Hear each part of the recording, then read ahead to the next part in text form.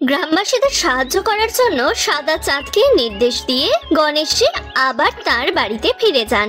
এখন সেই সাদা চাঁদ গ্রামবাসীদের অনেক সাহায্য করে। যার খাদ্যশস্যের প্রয়োজন হয় সে কখনো খাদ্যশস্য আবার কখনো টাকা চেয়ে নেয় সাদা চাঁদের কাছ থেকে। এই সাদা চাঁদকে পেয়ে গোটা গ্রাম ভগবান গণেশের কাছে কৃতজ্ঞ ছিল। আপনাকে অনেক ধন্যবাদ গণেশজি, আপনি এত সুন্দর সাদা চাঁদ দিয়ে আমাদের সকলের জন্য বিশাল উপকার করেছেন। ঠিক বলেছ রামু ভাই, গণেশ না থাকলে আমরা সবাই ক্ষুধায় মারা যেতাম। দীপাবলি আসতে চলেছে ভাই, চলো সেই সাদা চাঁদের কাছে গিয়ে আমাদের বাচ্চাদের জন্য পটকা, ফুলঝুরি আর পুরো পরিবারের জন্য নতুন জামা কাপড় চেয়ে নিই। এবার আমরা দীপাবলি উৎসব এমন উদযাপন করব যে গোটা পৃথিবী হাঁ করে দেখতে থাকবে। আর মিষ্টিও তো চাইতে হবে চাচা। আমি চাঁদ মামার কাছে গিয়ে বিভিন্ন ধরনের মিষ্টি চাইবো। এরপর গ্রামের সবাই চাঁদের কাছে যায় এবং তার কাছে তাদের ইচ্ছা অনুযায়ী জিনিস চাইতে থাকে এবং চাঁদ আনন্দের সাথে তাদের সবাইকে সাহায্য করে। আরে ভাই, এই চাঁদের বেশে ভগবান গণেশ আমাদের যে মূল্যবান রত্ন দিয়েছেন তার জন্য গণেশ ভগবানের একটু জয় জয়কার করো তো ভাইরা। গণপতি বাপ্পার জয়। কিছুক্ষণ পর রাত হয়ে যায়, সবাই নিজের নিজের বাড়িতে চলে যায়। তখন নিশাচরী নামে এক রাক্ষসী সাদা চাঁদের কাছে আসে। হে সাদা চাঁদ, তুমি সত্যিই খুব দয়ালু। তোমার কাছে যে যা চায় তুমি তাদের সবার ইচ্ছে পূরণ করো, তাই না? তাই আমিও কিছু চাই, আমাকে দেবে? হ্যাঁ হ্যাঁ, কেন না, তুমি যা খুশি আমার কাছে চাইতে পারো। ভগবান গণেশ আমাকে এই পৃথিবীতে পাঠিয়েছেন শুধুমাত্র সবার মঙ্গল করার জন্য। ঠিক আছে, তাহলে তুমি আমাকে তোমার বউ করে নাও। তুমি কি চাইলে? তবে তুমি যখন চাইলে আমি অবশ্যই তোমার ইচ্ছে পূরণ করব। আজ থেকে তুমি আমার বউ। কিন্তু তুমি সামনে এসো, গাছের আড়ালে লুকিয়ে আছো কেন? আমি আলো সহ্য করতে পারি না, আমি তোমার সাদা ঝলকানি আলোতে পুড়ে মারা যাব, তাই তোমার সামনে আসতে পারছি না। হ্যাঁ, তুমি যদি তোমার সাদা দুধের রং কালো রঙে পরিবর্তন করো তাহলে আমি তোমার সামনে আসতে পারি। এরপর সাদা চাঁদ নিজেকে কালো চাঁদে রূপান্তরিত করে এবং নিশাচরের সাথে সুখে বসবাস শুরু করে। তারপর একদিন, প্রিয় নিশাচরী, বাইরে ভগবান গণেশের জয় জয়কার হচ্ছে। মনে হয় গ্রামের সবাই বাইরে জড়ো হয়ে গিয়েছে। এখন আমাকে তাদের সাহায্য করতে যেতে হবে। নাও নাও, তাড়াতাড়ি খাবার রেডি করে দাও। আচ্ছা আচ্ছা, ঠিক আছে, কিন্তু এ কিরকম কথা? এই গ্রামবাসীর ওপর সব উপকার তো তোমারই। সর্বোপরি তুমি তো তাদের সাহায্য করছো, তাহলে এই লোকেদের কথায় কথায় ভগবান গণেশের জয় জয়কার করার কি আছে? তুমি ঠিকই বলেছো নিশাচরী, মাঝে মাঝে আমিও তো এই কথাই ভাবি। তাহলে তোমার এই লোকজনদের সাথে কথা বলা উচিত। তুমি তাদের যে পরিমাণ সাহায্য করছো তার জন্য এই লোকেদের তো তোমারই পূজা করা উচিত। এরপর কালো চাঁদ গ্রামবাসীদের কাছে যায়। গ্রামবাসী, তোমাদের যা প্রয়োজন আমি তোমাদের সম্পূর্ণভাবে সাহায্য করি, কিন্তু তোমরা আমাকে ধন্যবাদ না জানিয়ে গণেশকে ধন্যবাদ জানাচ্ছ। বরং তোমাদের তো আমার প্রতি কৃতজ্ঞতা প্রকাশ করা উচিত, নাকি ওই গণেশের? আরে আরে চাঁদ ভাই সাহেব, তুমি তো ভগবান গণেশের সৃষ্টি। তুমি এক কাজ করো, তুমিও গণেশের জয় জয়কার করো। চুপ করো তোমরা। আমি যদি তোমাদের সাহায্য করি তাহলে তোমাদের আমার পুজো করতে হবে, বুঝলে তোমরা? আর যদি এটা না করো তাহলে আজ থেকে আমি আর কাউকে সাহায্য করব না, বরং সবাইকে এত কষ্ট দেব যে তোমরা নিজেদের বাপের নামও ভুলে যাবে।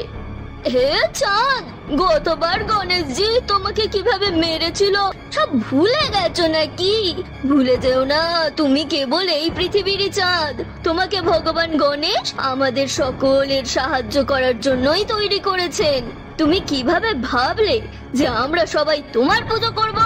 আরে আমাদের ভগবান তো গণেশজি, তুমি নও। হ্যাঁ হ্যাঁ, আমাদের ভগবান গণেশজি, তুমি নও। ঠিক আছে, তাহলে পরিণতির মুখোমুখি হতে প্রস্তুত হও। এখন দেখি তোমরা কিভাবে দিওয়ালি উদযাপন করো। এরপর চাঁদ ক্রোধে জোরে গর্জন করে এবং 5টি চাঁদে পরিণত হয়। লাল, নীল, কালো, সবুজ এবং হলুদ। প্রিয় লালু, আজ এত বছর পরে তোমার সাথে মিলে আমি খুবই খুশি ভাই। দেখো আমার চোখ জলে ভরে গেল। প্রিয় লালু, এখন যে আমাদের পৃথিবীতে সন্ত্রাস করতে হবে চালু। লালু ভাই, তোমার মধ্যে আগুনের প্রবল শক্তি আছে, তাই তুমি এই গ্রামবাসীদের উপর এমন আগুন বর্ষণ করো যাতে এরা এদের বাপের নামও ভুলে যায়। ঠিক আছে কালু ভাই, আজও তুমি তো শাহরুখ খানের থেকে এমন কিছু কম নাও। ভাই তুমি কোন ক্রিম ব্যবহার করো বলো তো? কিন্তু ভাই আমিও খুব হট। এই কথা শুনে কালো চাঁদের লজ্জা লাগে। আরে তুমিও না লালু। আচ্ছা প্রিয় নীলু, লালুর কাজ শেষ হলেই তোমার কাজ কিন্তু শুরু। এই গ্রামকে এমন জলে ভরে দেবে, এমন বন্যা এনে দেবে যে সব মানুষ যাতে ডুবে মরে যায়। ওকে ভাই। হলু ভাই, এরা যখন নিজেদের শক্তি ব্যবহার করবে এমন আওয়াজ করতে তোমায় হবে, এমন আওয়াজ করবে যাতে এই গ্রামবাসী একেবারে কালা হয়ে যায়। সবজু ভাই, তোমাকে তো প্রথমেই কাজ করতে হবে, তোমার দায়িত্ব সব থেকে বড়। সবজু ভাই, ওইদিকে দেখো গ্রামের বাড়িগুলো কেমন আলো বাতিতে ঝলমল করছে। তুমি এমন ঝড় তুলে দাও যাতে সমস্ত ঝাড়বাতি আর প্রদীপ নিভে যায় আর সবকিছু উড়ে যায়। এই দীপাবলিতে অন্ধকার ছড়িয়ে পড়ুক গোটা গ্রামে। বড় দীপাবলি সেলিব্রেট করতে এসেছে, এখন ওরা জানতে পারবে কার সাথে পাঙ্গা নিয়েছে।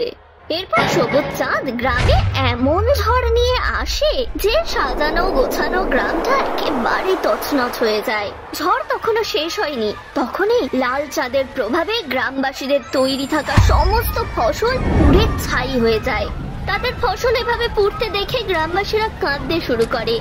এই সবই যখন চলছিল তখনই হঠাৎ নীল চাঁদের প্রভাবে পুরো গ্রামে বন্যা আসে, আর যেই গ্রামের ঘরবাড়িগুলো একেবারে জলের তলায় তলিয়ে যায়।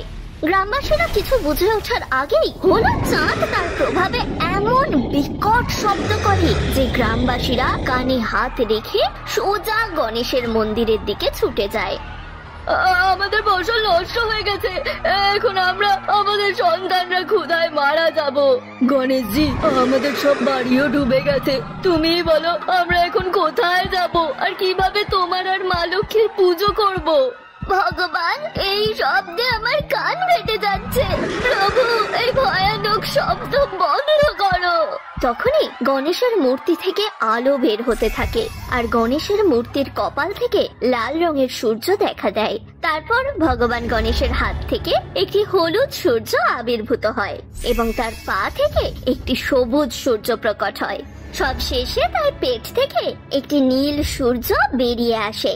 ঠিক তখনই গণেশের মূর্তি থেকে একটা আওয়াজ আসে, গ্রামবাসীরা, এগুলি আমার 4টি সূর্য, যা আপনাদেরকে সেই দুষ্ট চাঁদেদের সাথে লড়াই করতে সহায়তা করবে। এরপর ভগবান গণেশের নীল সূর্য সরাসরি অশুভ চাঁদের দিকে যায়। তুমি গ্রামের ফসল পুড়িয়ে দিচ্ছ তাই না? এখন আমি তোমার উপর এমন বৃষ্টি বর্ষণ করব যে তোমার সমস্ত আগুন ঠান্ডা হয়ে যাবে। এরপর ভগবান গণেশের নীল সূর্য অশুভ লাল চাঁদের উপর প্রবল বর্ষণ শুরু করে। আরে আরে ব্লু আইস হিপনোটাইজ, কি করছো ভাই? নীল সূর্য, কত জল ভরে এনেছো ভাই, আমার উপর তো ফেলেই যাচ্ছ, আমার সব আগুন ঠান্ডা হয়ে যাচ্ছে। আরে শান্ত হও, শান্ত হও, তুমি কি আমার শেষ করার পরই থামলে নাকি? এরপর লাল চাঁদের সব আগুন ঠান্ডা হয়ে যায় এবং এটি ব্লাস্ট হয়ে যায়। খুব কোলাহল করছিস তুই, আর আমি মোটেও শব্দ পছন্দ করি না, তাই আমি তোর উপর এমন ঝড় তুলবো যে তোর কোলাহল এই গ্রামে টিকতে পারবে না। এখন তোর আওয়াজই তোর কানে ভরে দেব। আরে কালু ভাই, এই সবুজ সূর্যটা কেমন বাতাস ছড়াচ্ছে, আমি এত জোরে চিৎকার করছি কিন্তু আমার সব আওয়াজ আমার কানেই ঢুকে যাচ্ছে, আমার কানটা ফেটে যাবে। আরে রাম, এখন কি করি? এরপর হলুদ চাঁদ তার নিজস্ব বিকট শব্দে ফেটে যায়। অন্যদিকে গণেশের লাল সূর্যের প্রভাবে গ্রামের বন্যার জলও শুকিয়ে যায়। তারপর হলুদ সূর্য গ্রামবাসীকে বলে, গ্রামবাসী, চিন্তা করো না, আমরা থাকতে তোমাদের দিওয়ালির উৎসব খুব ভালোভাবেই উদযাপন করতে পারবে। আমাদের প্রভাবে তোমাদের পোড়া ফসল এখন পুরোপুরি ঠিক হয়ে উঠেছে, তোমাদের ঘরগুলো একইভাবে আলোকিত হয়ে উঠেছে।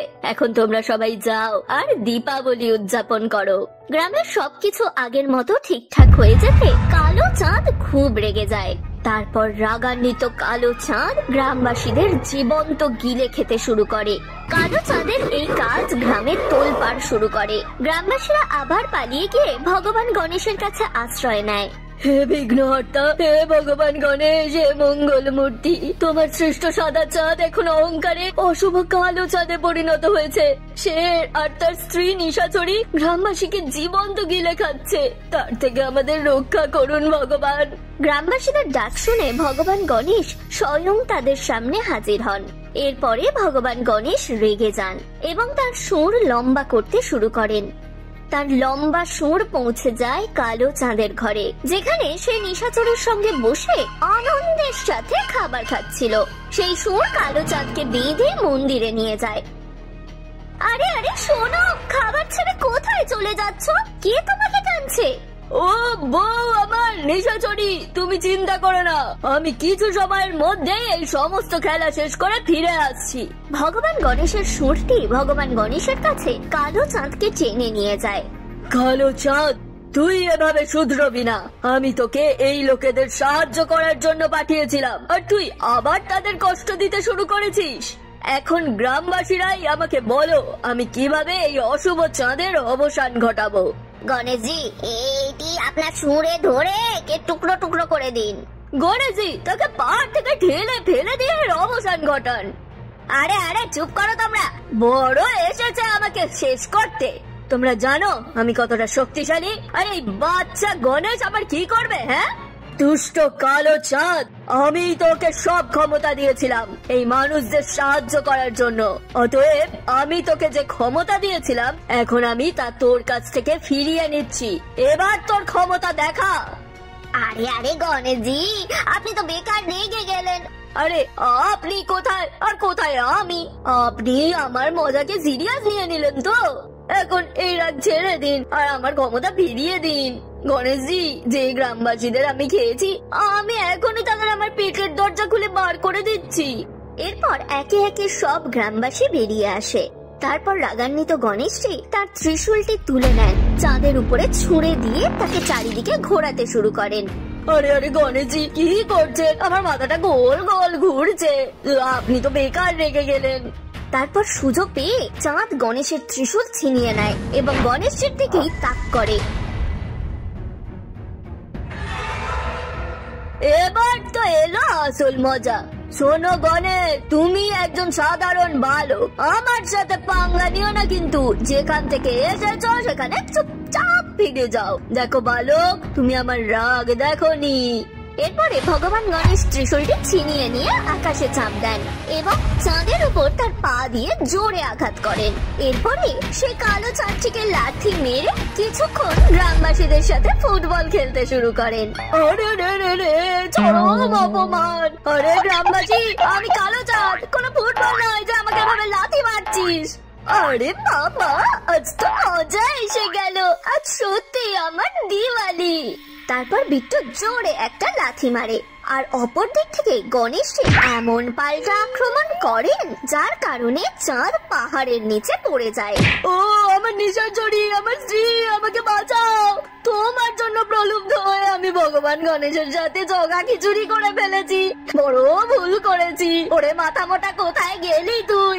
ও ভগবান, আমি মরে গেলাম। এরপর কালো চাঁদ পাহাড়ের নিচে পড়ে টুকরো টুকরো হয়ে যায়। দূর থেকে ঝোপের আড়ালে লুকিয়ে নিশাচরী চাঁদের পরিণতি দেখছিল। গণেশজি আর গ্রামবাসী, আপনারা আমার কাছ থেকে আমার আনন্দ ছিনিয়ে নিয়েছেন। এখন দেখ, তোদের দীপাবলির দিনে তোদের দেখাবো আমি কি জিনিস। দীপাবলির দুদিন আগে ধনতেরাসের সন্ধ্যায় সারা গ্রামে অন্ধকার ছড়িয়ে পড়ে। কেমন কালো অন্ধকার আমার জীবনে প্রথম দেখলাম। মনে হচ্ছে কেউ ইচ্ছে করে এই অন্ধকার ছড়িয়ে দিয়েছে। কোনো বাতিও কাজ করছে না, আর মিনিয়েচার গুলো জ্বলছে না। সকাল হওয়া সত্ত্বেও পরদিন গ্রামে সূর্য ওঠে না, বরং নিশাচরীর প্রভাবে অন্ধকার থেকে যায়।